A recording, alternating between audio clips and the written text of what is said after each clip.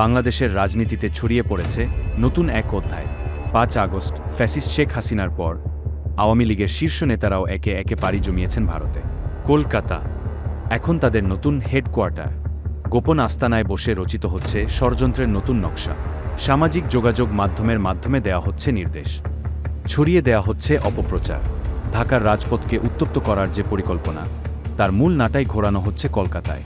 অর্থ বিনিয়োগ হচ্ছে বিশাল অঙ্কের, সক্রিয় করা হচ্ছে সন্ত্রাসী বাহিনী, মাদক কারবারি, এমনকি নিষিদ্ধ সংগঠনও।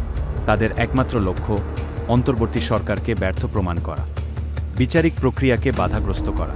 একাধিক সূত্র বলছে, বাংলাদেশকে অগ্নিগর্ভ করে তোলাই পলাতক আওয়ামী নেতাদের একমাত্র লক্ষ্য। আর এ লক্ষ্যেই কলকাতায় বসে রচিত হচ্ছে একের পর এক পরিকল্পনা।